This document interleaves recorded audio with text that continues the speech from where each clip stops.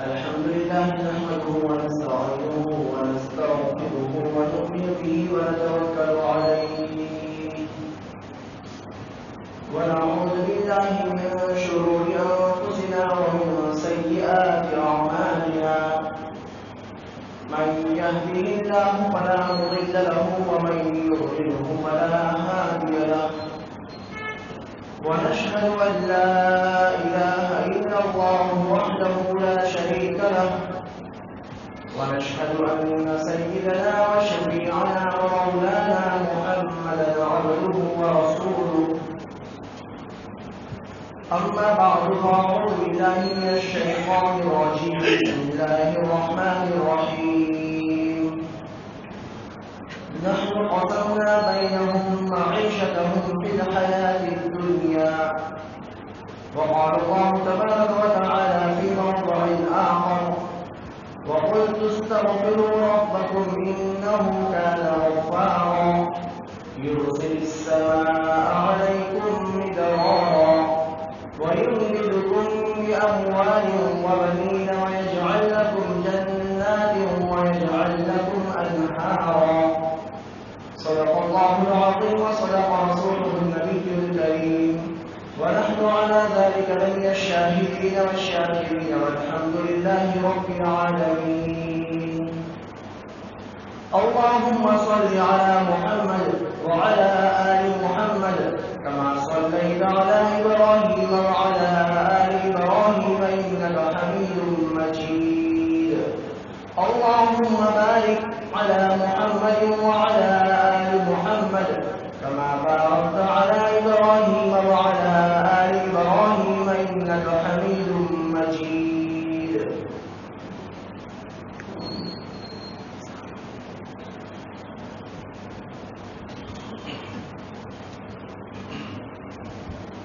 محترم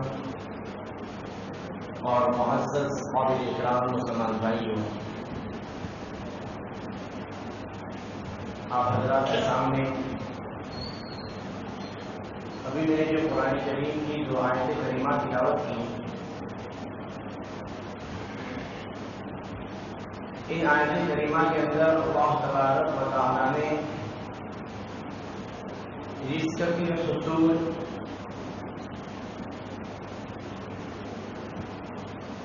اور برکت والی عافیت والی روزی کیسے کمائی جاوے اور رزق کے تقسیم کے کچھ طریقے بتائے ہیں۔ میرے محترم دوستو، آج میں نے جس موضوع کا انتخاب کیا ہے، یہ ایک موضوع ایسا ہے جس کے اندر میں خود اور ہم میں سے اکثر طبقہ بلکہ سب کے سب الجھے ہوئے ہیں اور ہر ایک کو اس کی شدید ضرورت ہے۔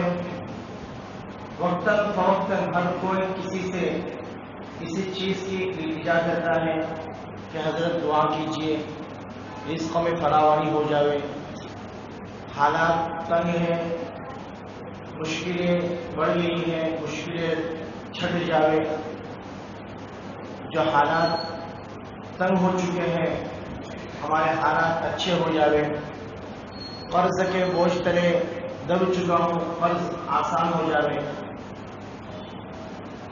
یہ میری بھی پرابلم ہے اور ہم میں سے اکثر کی شاید یہی پرابلم ہوگی۔ تو میں نے اس کے اوپر تقریباً پچھلی جماعت مفتی صاحب تشریف لائے تھے دیوبند سے، اس کی وجہ سے مجھے ایک ہفتہ اور موقع مل گیا اس موضوع پر کچھ اور مواد تلاش کرنے کا۔ تو مستقل 2 ہفتے سے اس کے اوپر محنت کرتے ہوئے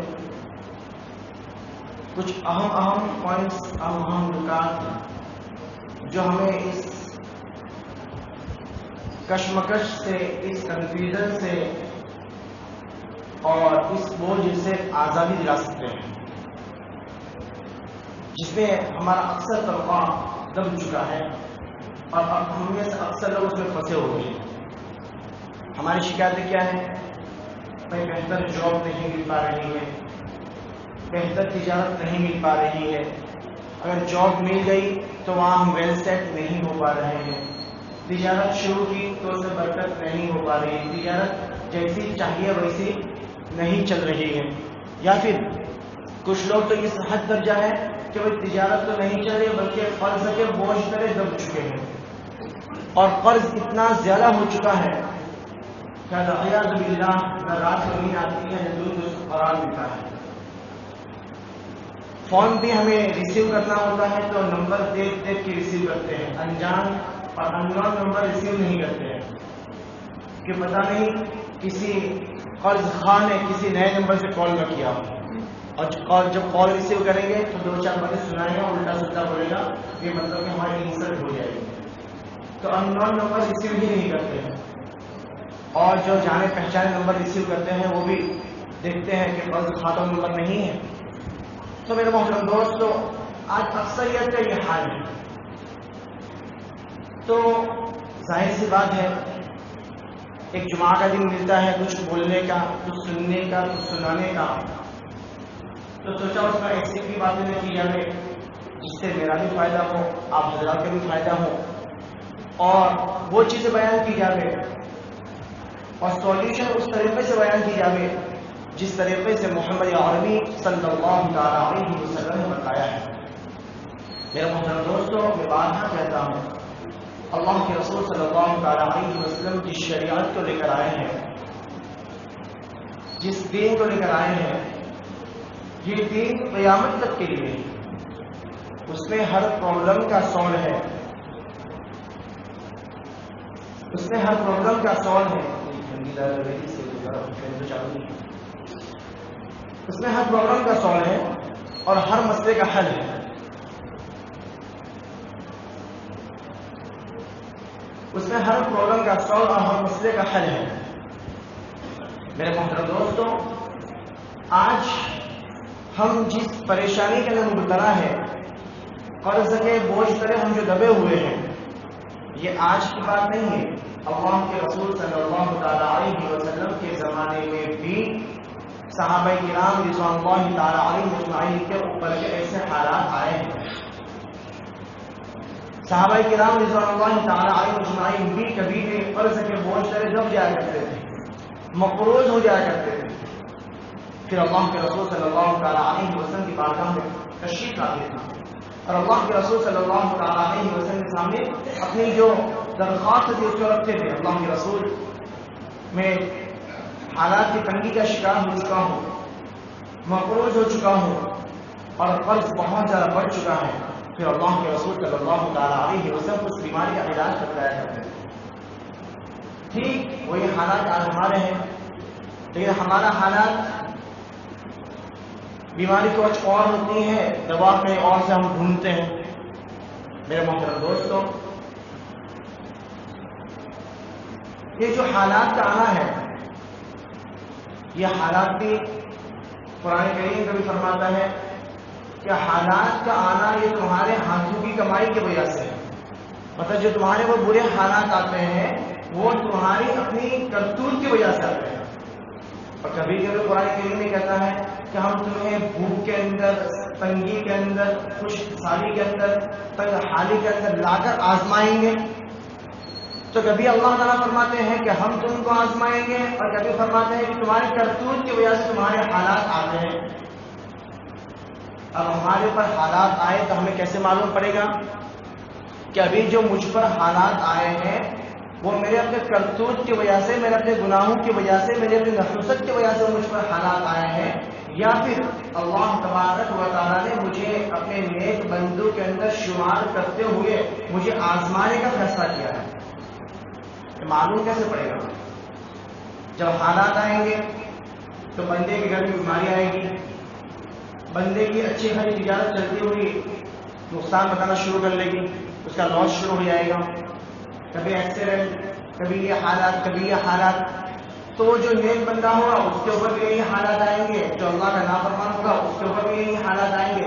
اس کا تھرمامیٹر کیا ہے کہ جو مجھ پر حالات آئے ہیں وہ اللہ تبارک و تعالیٰ نے اپنی محبوبیت کی وجہ سے مجھے آزمانے کے لیے مجھ پر ڈالے ہیں، یا پھر میرے اپنی نحوست کی وجہ سے، میرے اپنے گناہوں کی وجہ سے، میرے اپنے کرتوت کی وجہ سے آئے۔ میرے محترم دوستوں، اس کا تھرمامیٹر، اس کو ناپنے کا پیمانہ یہ ہے کہ بندے کے اوپر حالات آنے کے بعد بندہ اپنے بارے میں غور کرے کہ جب حالات آئے اس کے بعد سے میری زندگی کا رخ کیا ہو گیا ہے. میری زندگی کا رخ اللہ تبارک و تعالیٰ کی طرف اور بڑھ گیا ہے کہ پہلے جو تھا وہ بھی کر کے درگاہوں کی طرف ڈاکٹرز اور وکیلز کے چکر میں اور الجھ گیا ہوں. اگر یہ دیکھیں کہ میری زندگی کا رخ مسجد کی طرف بڑھ گیا ہے, اللہ والوں کی صحبت میں مسجد اختیار کرنا شروع کر لیا ہوں, اور نمازوں کی پابندی جو پہلے نہیں ہوا کرتی تھی اب 5 وقت کی نماز کی پابندی کرنے لگ گیا ہوں, اور ہر نماز کے بعد اللہ تبارک و تعالیٰ سے توبہ استغفار کرتے ہوئے اللہ تبارک و تعالیٰ سے خوب مانگنا شروع کر لیا ہوں, تو میرے محترم دوستو یہ سمجھو کہ یہ حالات بندے کے لیے زحمت نہیں بلکہ رحمت بن کر آئے. بندے کے لیے زحمت نہیں بلکہ اس کے لیے رحمت بن کر آئے.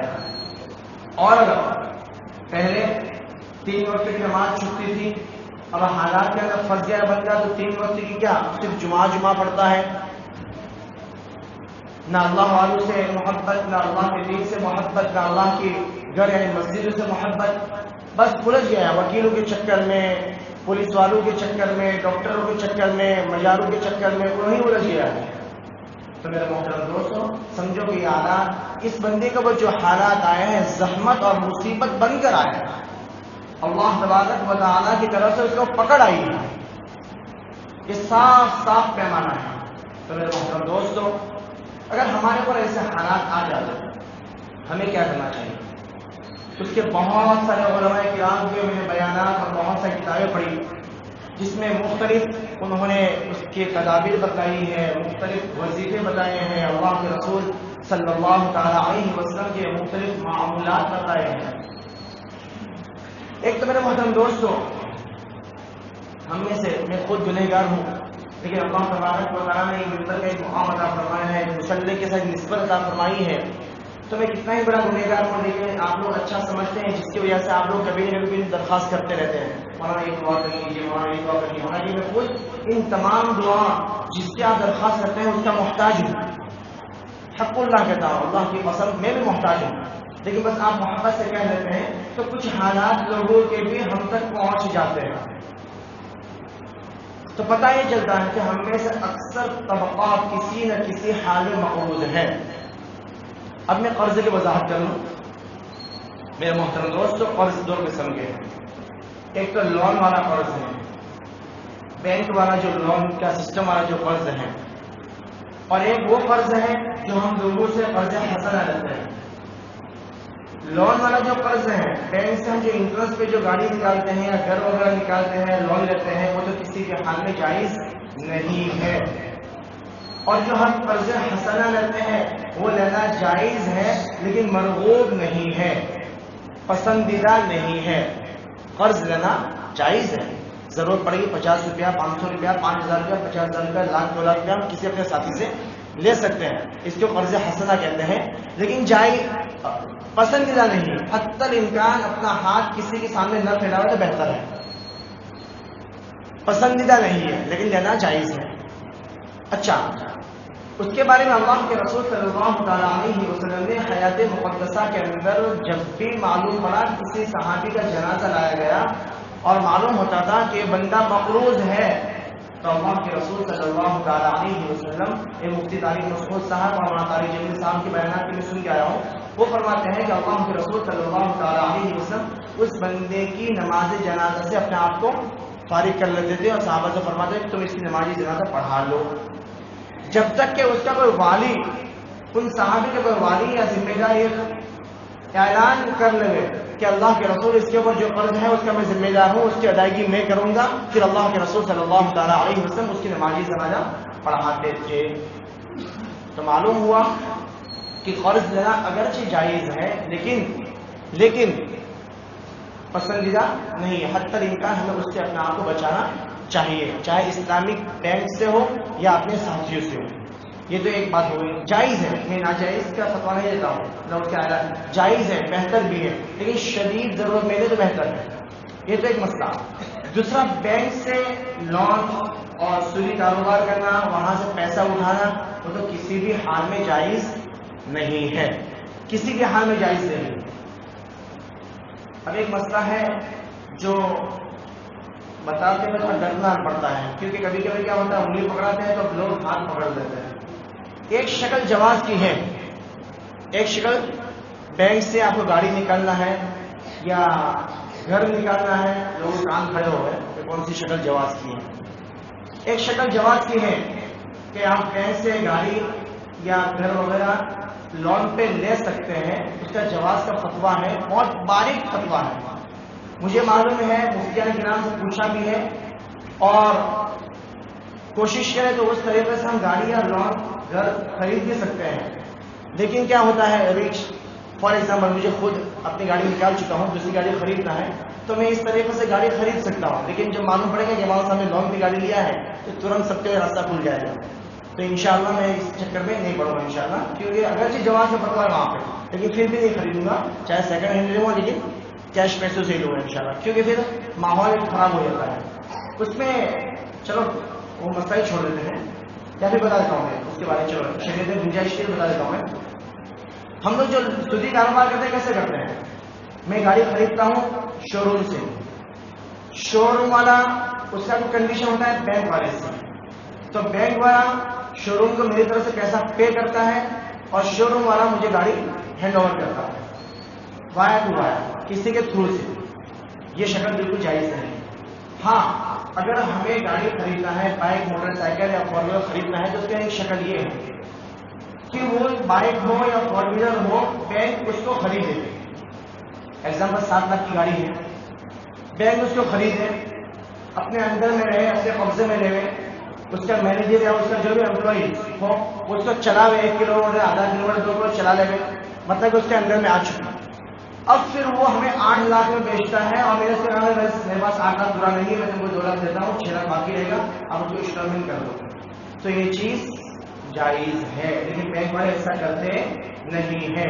تو آپ کا کسی خاص ریلیشن رہا تو ایسا کوئی بندہ کر سکتا ہے، یہ ایک جائز شکل ہے، باقی لوگ ایسا نہیں کرتے، وہ سیدھا شو روم کے ذریعے سے ہم سے کنیکٹڈ ہوتے ہیں اور وہ شکل جائز نہیں ہے۔ یہ کیسا ہوا، جیسے کہ ایگزامپل یہ چیز تھی 20 روپے کی، ہماری دکان سے 20 کی ملتی تھی، میں نے اس کو 25 میں خریدا، اب میں اس کو 30 میں چاہوں تو بیچ سکتا ہوں۔ میں 30 میں کیوں بیچ رہا ہوں کہ سامنے والا مجھے پیسہ توڑ کے دے رہا ہے، اس لیے میں اس کو 20 کی چیز 30 میں بیچ رہا ہوں، تو یہ شکل جواز کی ہے، باقی بینک والے ایسا نہیں کرتے ہیں، اور اگر کوئی کرتا بھی ہو تو ہم نہ کریں تو بہتر ہے، کیونکہ کچھ بھی ہے جب تک ہمارے سارے انسٹالمنٹ کمپلیٹ نہیں ہو جاتے ہیں تب تک ہم بینک کے مقروض رہیں گے، اور اللہ کے رسول صلی اللہ تعالیٰ علیہ وسلم نے مقروض والی زندگی کو پسند نہیں فرمایا ہے۔ یہ تو کچھ چیزیں آج کے حالات کے حساب سے آ گئی۔ اب اگر اس کے اندر الجھ گئے ہیں تو اب کیا کریں؟ بندے کو بیمار نہیں ہونا چاہیے، بیمار نہیں ہونا چاہیے، احتیاط کرنا چاہیے، لیکن جب بیمار ہو گیا تو اب کیا کریں؟ اب اس کے علاج جو ہے اللہ کے رسول صلی اللہ تعالیٰ علیہ وسلم کے حدیث پاک کی روشنی میں، اللہ کے رسول صلی اللہ تعالیٰ علیہ وسلم کی بارگاہ کے اندر ایک صحابی آئے اور انہوں نے اپنی رزق کی تنگی کا شکوہ کیا، اللہ کے رسول میرا حالات بہت تنگ ہو چکے ہیں اور کھانے پینے کے وعدے ہو چکے ہیں، تو اللہ کے رسول صلی اللہ تعالیٰ علیہ وسلم فرمایا کہ تم ہمیشہ باوضو رہا کرو، تم ہمیشہ باوضو رہا کرو۔ کتنا معمولی عمل ہے، آج ہم لوگ کیا ہے، نماز سے پہلے وضو کرتے ہیں اور پھر نماز کے باہر جاتے ٹوپی بھی نکال لیتے ہیں، وضو بھی ہم چھوڑ دیتے ہیں۔ تو میرے محترم دوستو، اللہ کے رسول صلی اللہ تعالیٰ علیہ وسلم فرمایا کہ تم ہمیشہ باوضو رہا کرو۔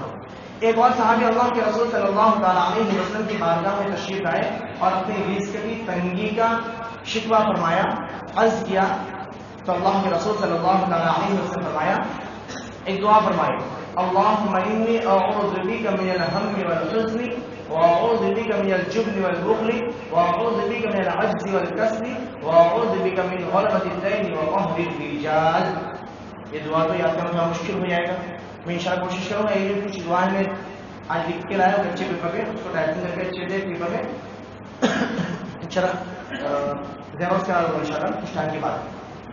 تو وہ صحابی فرماتے ہیں کہ میں نے جب دعا کا ورد شروع کر دیا، جب بھی موقع ملتا ہے دعا کرتا تھا میں، تو اللہ تبارک و تعالیٰ کے فضل سے اللہ تعالیٰ نے میری روزی میں ایسی برکت دی کہ کچھ وقت کے بعد، کچھ عرصے کے بعد اللہ کے رسول صلی اللہ علیہ وسلم سے ملاقات ہوئی.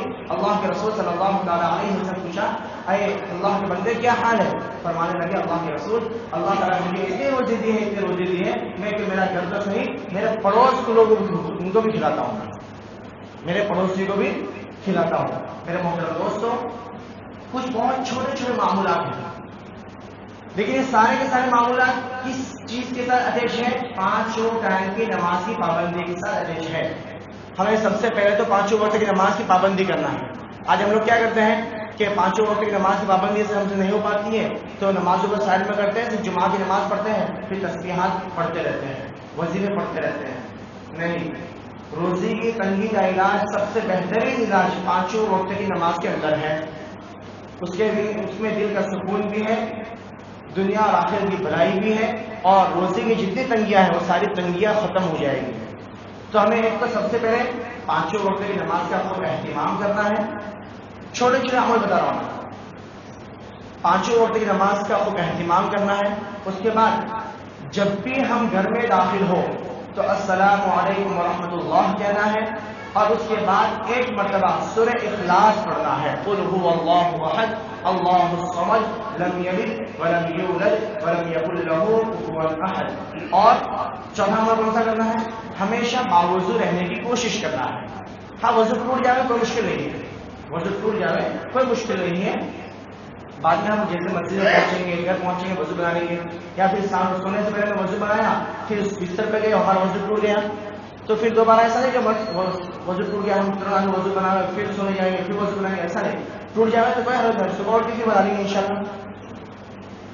حالانکہ اللہ کے رسول صلی اللہ علیہ وسلم ایسا نہیں فرماتے. اللہ کے رسول صلی اللہ علیہ وسلم ایک صحابی فرماتے ہیں کہ اللہ کے رسول صلی اللہ علیہ وسلم نے قضاء حاجت فرمائی، سمندر سامنے تھا، لیکن جیسے ہی قضاء حاجت فرمائی فوراً وہاں تیمم کر کے مٹی سے وضو بنا لیا. صحابی نے عرض کیا اللہ کے رسول سامنے سمندر ہے تو وضو بنانا کیسا؟ فرمایا کہ میں نہیں چاہتا ہوں کہ تھوڑی دیر بھی بے وضو رہوں. اللہ کے رسول صلی اللہ علیہ وسلم ہمیشہ باوضو رہا کرتے تھے. تو ہمیں کیا کرنا ہے؟ ایک تو 5 وقت کی نماز کی پابندی کرنا ہے، ہمیشہ باوضو رہنے کی کوشش کرنا ہے، گھر میں داخل ہو السلام علیکم ورحمۃ اللہ کہنا ہے، اور اس کے بعد قل هو اللہ احد اللہ الصمد لم یلد ولم یولد ولم یکن له کفوا احد پڑھنا ہے. اس کے ساتھ ساتھ جو بندے مقروض ہے، یہ مجرب اعمال ہے، میں وہ بتا رہا ہوں. مجرب کے اعمال کس کو بولے؟ بھائی یہ دوا ایسی ہے کہ کمپنی نے نکالی تھی، مجھے بہت شدید درد ہو رہا تھا، میں نے کھائی اور ترنت مجھے آرام ہوا، میں نے کھائی اور مجھے ترنت آرام ہوا. یا میرا بدن پورا پین فل تھا، بدن میں بہت زیادہ تکلیف درد ہو رہا تھا، یہ دوائی میں نے کھائی ترنت آرام ہوا. تو میں آپ کو ایڈوائز کرتا ہوں، آپ کو بتا دوں آپ یہ دوا کھاؤ آپ کو آرام ہو جائے گا. اس کو کہتے ہیں مجرب، اس کو کہتے ہیں مجرب، مطلب آزمائی ہوئی ہے، ہم اس کے اوپر تجربہ کر چکے ہیں. تو آپ کے سامنے ابھی فی الحال جو اعمال لائے جا رہے ہیں، جو نسخے بتائے جا رہے ہیں، سارے کے سارے مجرب عمل ہے، مجرب اعمال ہے. ایک عمل وہ جو بندے مقروض ہیں، جو بندے مقروض ہیں، چاہے لاکھوں کروڑوں روپے کا قرض کیوں نہ ہو. جنید جمشید رحمت اللہ علیہ، ہم میں سے ہر نوجوان اور ہر کوئی واقف ہوگا، ان کی ایک بیان کے ذریعے سے ہمارے ایک ساتھی نے سنا تھا اور پھر اس کے اوپر عمل کرنا شروع کر دیا. وہ بندہ تقریباً 40 سے 50 لاکھ روپے کا مقروض تھا اور اس کے اوپر عمل کرنا شروع کیا. وہ بندہ خود کہتا ہے کہ مجھے پتا بھی نہیں چلا اللہ تعالیٰ نے مجھے قرض سے نجات دے دی اور احساس تک نہیں ہوا. حالانکہ وہ پہلے سے اس قرض کے لیے الجھا ہوا تھا کہ حرم کو بھی گیا، طواف کو بھی گیا، تو وہیں چکر لگا رہا دعا کو رہنا میرا قرض مجھے آزاد دے، قرض چھٹکارا دے، لیکن پتہ ہی نہیں چلا کہ قرض کب چھٹکارا ملا. وہ عمل کیا ہے کہ روزانہ ظہر کی نماز کے بعد 100 مرتبہ درود شریف پڑھی جائے. کون سی درود شریف؟ اللہم صلی علی محمد اللہم صلی علی محمد مبارک وسلم، اللہم صلی علی محمد وعلی اللہم صلی علی محمد وعلی آلہ وبارک وسلم، اللہم صلی علی محمد وعلی آلہ وبارک وسلم. چھوٹی سی اللہم صلی علی محمد وعلی آلہ وبارک وسلم. میں انشاءاللہ اگلے جمعہ کو یہ جو پرچے آپ کے ہاتھ تک پہنچ جائیں گے، جن ساتھی کو چاہیے مسجد کے باہر سے لے لیں تو یہ درود شریف ہے۔ روزانہ ظہر کی نماز کے بعد، فجر میں تو پڑھنا نہیں ہے کہ ہمارے بمبئی والوں میں بڑا مسئلہ ہو، کیونکہ فجر میں ہم میں سے اکثر دفعہ اٹھتا ہی نہیں ہے، ظہر میں پڑھنا ہے اور وہ 100 مرتبہ پڑھیں گے تو مشکل سے 3 سے 5 منٹ لگیں گے، 3 سے 5 منٹ۔ کیا درود شریف ہے؟ اللہم صلی علی محمد وعلی آلہ وبارک وسلم۔ انشاءاللہ اگر ہم روزانہ 100 مرتبہ اس کی پابندی کریں گے تو اللہ کی ذات سے امید ہے جتنا بھی قرضہ ہوگا، قرضہ بعافیت اللہ تبارک و تعالیٰ اس بوجھ سے ہمیں نکال دیں گے۔ یہ تو جنید جمشید رحمۃ اللہ علیہ کا قول تھا جو ہمارے کسی ساتھی نے سنا تھا، اس کے عمل کیا، اللہ تبارک و تعالیٰ اس کے اندر کامیابی عطا فرمائے۔ ایک دوسرا قول ہے مولانا مکی صاحب دعوت برکاتہ جو حرم شریف کے اندر کعبۃ اللہ کے بالکل سامنے بیٹھ کر درس دیا کرتے تھے، میں ان کا بیان سنا تو وہ فرماتے ہیں کہ اللہ والے سے مسجد میں گئے تو دیکھا مسجد کے کونے کے اندر ایک بندہ بیٹھا ہوا بڑا رو رہا، سجدے میں جا کے گر رہا، رو رہا، ایسا رو رہا جیسے پوری دنیا کی مصیبتیں اس کے اوپر ٹوٹ پڑی ہو۔ اللہ والے کو اس کے اوپر رحم آیا، عرض کرنے لگے اے اللہ کے بندے کیوں اتنا پریشان ہے، کیوں اتنا رو رہا ہے اور آخر کیا ہے؟ وہ کہنے لگا کہ حضرت میں کیا بتاؤں، قرض کے بوجھ پر اتنا دب چکا ہوں، اتنا دب چکا ہوں کہ خودکشی کا کوئی چارہ نہیں ہے۔ میں اگر گھر بیچ دوں، پراپرٹی بیچ دوں، زمین بیچ دوں، پھر بھی میرا قرض پورا ہونے والا نہیں ہے، اور مسجد سے باہر نکلوں گا تو قرض خواہ میرا اتنا تقاضا کرتا ہے کہ میرا جینا دوبر ہو چکا ہے۔ تو انہوں نے فرمایا کہ بہت چھوٹی سی بات ہے، بہت چھوٹی سی بات ہے، جب بھی آپ کو وقت ملے صبح اور شام تہجد میں ایک دعا بتائی کہ یہ دعا پڑھ لیا کرو، انشاءاللہ اللہ تعالیٰ کی ذات سے امید ہے اللہ تبارک و تعالیٰ سارے مسائل کو حل کر دیں گے۔ تو انہوں نے دعا کیا بنائی؟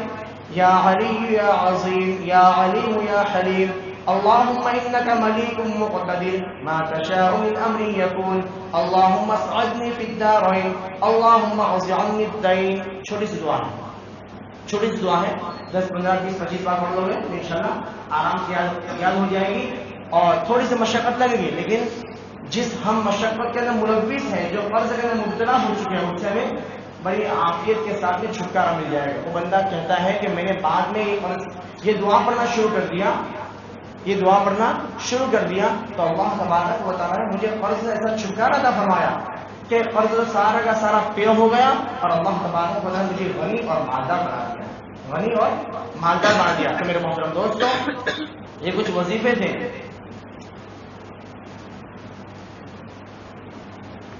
اس کے ساتھ ساتھ ایک صحابی رسول عبداللہ بن مسعود رضی اللہ عنہ، اب قرآن وظیفہ بتاتا ہوں میں۔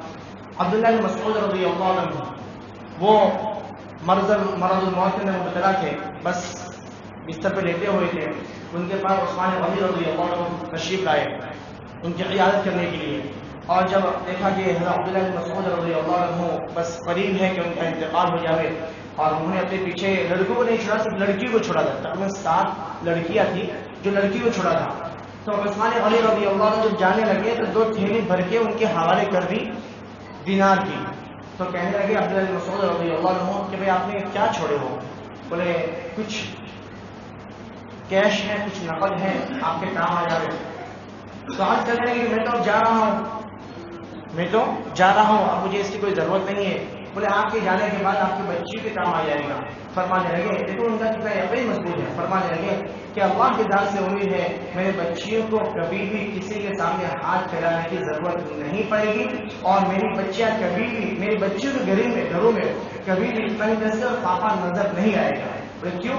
بولے اللہ کے رسول صلی اللہ تعالیٰ علیہ وسلم کی زبان مبارک سے میرے کانوں نے سنا ہے کہ جو شخص رات میں سونے سے پہلے 1 مرتبہ سورہ واقعہ پڑھ لے تو اس کے گھر میں کبھی تنگدستی اور پاپا نہیں آئے گا۔ سورہ واقعہ تقریباً 2 صفحے کی صورت ہے، 27 بارے میں، سورہ الرحمن کے بعد تقریباً 2-2.5 صفحے کی صورت ہے۔ میرے محترم دوست، 2-2.5 صفحہ پڑھنے میں مشکل 3 سے 5 منٹ جائے گی۔ اگر ہماری مائیں اور بہنیں گھر کے اندر روزانہ پڑھنے کا معمول بنا دے تو انشاءاللہ ہمارے کو جتنے حالات ہیں سارے کے سارے حالات چھٹ جائیں گے، سارے کے سارے حالات چھٹ جائیں گے۔ کتنے چھوٹے چھوٹے عمل ہیں۔ ایک بار پھر میں تذکرہ کرتا ہوں، ہمیشہ 5 وقت کی نماز کی پابندی کرنا ہے، یہ میں اپنے آپ سے کہتا ہوں، اور آپ تمام حضرات سے بھی درخواست کرتا ہوں کہ ہم اس چیز کی پابندی کریں گے تو انشاءاللہ ہمارے سارے حالات جو برے حالات ہیں اچھے حالات سے بدل جائیں گے۔ 5 وقت کی نماز کی پابندی کرنا ہے، ہمیشہ باوضو رہنے کی کوشش کرنا ہے، گھر میں جب بھی داخل ہو تو سلام کرنا ہے، اور سلام کے بعد قل هو اللہ احد ایک مرتبہ پڑھنا ہے، اور مسجد اللہ تعالیٰ توفیق دے تو درود شریف پڑھنا ہے۔ اور یہ جو مقروض لوگ ہیں، جیسے کہ میں خود ایسا نہیں مقرض پان ہوں، میں خود اور مقروض ہوں، تو مجھے بھی اور آپ کو بھی روزانہ ظہر کے بعد یہ جو درود شریف ہے اللہم صلی علی محمد وعلی آلہ وبارک وسلم، اس کو 100 مرتبہ پڑھنا ہے، 100 مرتبہ اس کو پڑھنا ہے۔ اور ساتھ ساتھ جب بھی وقت ملے استغفار کی کثرت کرنا ہے، استغفار پڑھتے رہنا ہے، کیونکہ جو سارے حالات ہیں ہمارے نحوست کی وجہ سے ہیں۔ اللہ تعالیٰ خود فرماتے ہیں وَقُلْتُ اسْتَغْفِرُوا رَبَّكُمْ إِنَّهُ كَانَ غَفَّارًا يُرْسِلِ السَّمَاءَ عَلَيْكُمْ مِدْرَارًا وَيُمْدِدْكُمْ بِأَمْوَالٍ وَبَنِينَ وَيَجْعَلْ لَكُمْ جَنَّاتٍ وَيَجْعَلْ لَكُمْ أَنْهَارًا۔ حضرت نوح علیہ السلام جو قوم سے کہتے ہیں کہ تم استغفار کثرت سے کیا کرو، اللہ تبارک و تعالیٰ تو إِنَّهُ كَانَ غَفَّارًا، مغفرت کرنے والا ہے، معاف کرنے والا ہے۔ يُرْسِلِ السَّمَاءَ عَلَيْكُمْ مِدْرَارًا، آسمان سے بارش کو برسائے گا، وَيُمْدِدْكُمْ بِأَمْوَالٍ وَبَنِينَ وَيَجْعَلْ لَكُمْ، اور تمہارے لیے مالوں کے اندر تمہاری اولاد کے اندر برکت عطا فرمائے گا، وَيَجْعَلْ لَكُمْ جَنَّاتٍ وَيَجْعَلْ لَكُمْ أَنْهَارًا، تمہارے دنیا کے اندر روزی کے دروازوں کو کھول دے گا اور باغیچے پیدا کر دے گا انشاءاللہ۔ یہ کس چیز کی وجہ سے؟ استغفار کی وجہ سے۔ تو درود شریف کا بھی اہتمام کرنا ہے اور استغفار بھی کثرت سے کرنا ہے، اور اس کے ساتھ ساتھ یہ تو سارے عمل تھے جو ہمیں کرنا ہے۔ اب ہمیں جو پریکٹیکلی جو کرنا ہے، وہ کیا کرنا ہے؟ اچھے اخلاق کا مظاہرہ کرنا ہے۔ کس کے ساتھ؟ اگر ہم دکان لے کر بیٹھے ہیں تو ہمارے کسٹمر کے ساتھ، ہمارے کپڑے کی دکان ہو یا جس لکڑی کی دکان ہو یا ہوٹل ہو، جس کام میں ہو، جس جاب میں ہو، جس سروس میں ہو، ہمیں اپنے کسٹمرز کے ساتھ اپنے اچھے اخلاق کا مظاہرہ کرنا ہے۔ میرے محترم دوستوں، آج مسلمان اچھے اخلاق سے کوسوں دور ہیں۔ اچھے اخلاق سے مارکیٹ میں جا کے دیکھو، صاف پر لکھا ہوا ہوگا بکا ہوا مال واپس نہیں لیا جائے گا، بکا ہوا مال واپس نہیں لیا جائے گا۔ سربا اور واشی کی جو مارواڑی کی دکان ہے وہاں لکھا ہوا نہیں ہوگا، لیکن آپ 1 مہینہ نہیں بلکہ 4 مہینے کے بعد بھی کوئی چیز واپس کرنے جاؤ گے، وہ چہرہ دیکھ کے بخوشی واپس لے لیتا ہے، پورا پیسہ واپس کر دیتا ہے۔ تجربے کی بات ہے، میرے ساتھ خود کئی بار ہوتا ہے۔ ممبرا کی مارکیٹ میں جانا چھوڑ دیا کیونکہ وہاں تو معلوم ہے کہ واپس ہونا ہی نہیں ہے۔ واشی جب بھی جاتا ہوں ہوٹل کے سامان وغیرہ رکھ کے، بھائی کتنا ملتا، کتنے کے ملتا ہے، اگلے مال لیں گے اس میں لیس کر لیں گے، اور دوسرا مال ذرا بھی چوچیاں نہیں کرتے۔ میرے محترم دوستوں، وہ ترقی کر رہے ہیں اور ہم تنزل کا شکار ہیں۔ وہ ترقی کیوں کر رہے ہیں؟ کیونکہ اسلامی تعلیمات نے انہوں نے اس کو اپنایا۔ صحابہ کرام رضوان اللہ تعالیٰ علیہ اجمعین کو اللہ کے رسول صلی اللہ تعالیٰ علیہ وسلم نے کامیاب تجارت کے جو اصول تھے وہ بتلائے تھے، وہ اصول انہوں نے اپنا لیے، جس کی وجہ سے آج وہ کامیاب ہیں۔ کہ آج ایک مولوی کی زبان سے ایک مارواڑی کی تعریف نکل رہی ہے، اور اسی عالم دین کی زبان سے ہمارے مسلمان بھائی کی برائی نکل رہی ہے۔ کیوں؟ کس وجہ سے؟ نہ میرے یہ رشتہ دار ہے نہ میرے یہ رشتہ دار ہے، ہاں کلمہ گو بھائی ہم ضرور ہیں، لیکن ان کی برائی نکلتی ہے کیوں؟ ان کے اخلاق کی وجہ سے۔ اس کی میں تعریف کر رہا ہوں کیوں؟ ان کے اخلاق کی وجہ سے۔ تو میرے محترم دوستو، اللہ کے رسول صلی اللہ علیہ وسلم اچھے اخلاق کے پیکر تھے۔ ماں عائشہ صدیقہ رضی اللہ عنہ نے فرمایا کہ اللہ کے رسول صلی اللہ علیہ وسلم کے اخلاق کا مجموعہ تھے۔ تو میرے محترم دوستو، اپنے کسٹمرز کے ساتھ ہم ہمیشہ اچھے اخلاق کا مظاہرہ کریں۔ ہم اچھے اخلاق کا، کوئی بھی چیز ہو اس کو پسند نہیں آتی ترنت اس کو ریٹرن کر دیتے، ترنت اس کو واپس کر دیتے۔ اگر ہم اس طریقے سے اپنے کسٹمر کے ساتھ، اپنے گراہکوں کے ساتھ برتاؤ کریں گے تو اللہ کی ذات سے امید ہے ایک آیا ہے 10 کو لے کر مسجد آئے گا، ایک آیا ہے 10 کو لے کر مسجد آئے گا۔ اور اگر ہم نے ایک کسٹمر کو گالی گلوچ کیا اور اس کے ساتھ برا سلوک کیا، ایک تو گیا ہے 10 کو لے کر جائے گا۔ پھر ہم رونا روتے ہیں کہ ہم دیندار ہیں، نماز کی پابندی کرتے ہیں، ذکر اذکار بھی کرتے ہیں، وظیفے جو وہاں پتہ ہے وہ بھی کرتے ہیں، پھر بھی ہمارے کسٹمر ٹوٹتے جاتے ہیں۔ میرے محترم دوستوں، دیکھو ابھی ہم نے ایسی چالو کیا، پہلے 4 تھی، پھر 6 کیا، پھر اور بڑھایا 8 کیا، ابھی اور بڑھایا 10 کیا۔ ایسی سے کچھ لوازمات ہوتے ہیں نا، ایک ایگزامپل بتانا چاہ رہا ہوں میں، کچھ لوازمات ہوتے ہیں، بھائی کولنگ ہم کو بڑھانا تھا اس کے لیے ہمیں ایسی بڑھا دی گئی، لیکن اس کے ساتھ ساتھ ساری کھڑکیاں بند رکھی ہے، ساری کھڑکیاں بند رکھی ہے۔ 10 کی جگہ 20 ایسی لگائیں گے، ساری کھڑکیاں بند کھلی رہیں گی، کولنگ ہوگی؟ کولنگ نہیں ہوگی۔ ٹھیک اسی طرح نماز کی پابندی بھی کرنا ہے۔ مولانا نے جو وظائف بیان کیے ہیں ابھی انہیں جو بتایا ہوں، ان تمام وظائف کی پابندی بھی کرنا ہے۔ ساتھ ساتھ ہمیں اپنے کسٹمرز کے ساتھ میں اچھے اخلاق کا مظاہرہ کرنا ہے، اور ہمارا جو ایک تعلیم دکان کھولنے کا بند کرنی ہے، ایک مستقل سے ایک ٹائم ہونا چاہیے، اس ٹائم کی پابندی بھی کرنا ہے. یہ سب چیزوں کا اہتمام کریں گے تو اللہ کی ذات سے امید ہے اللہ تبارک و تعالیٰ انشاءاللہ ثم انشاءاللہ ہم تمام کو غنی بنا دیں گے، امیر بنا دیں گے، اور سارے جو قرض کے بوجھ تلے ہم سب کے سب جو ڈوبے ہوئے ہیں اللہ تبارک و تعالیٰ ہم تمام کو شکر ادا فرمائیں گے. وآخر دعوانا الحمدللہ رب العالمین.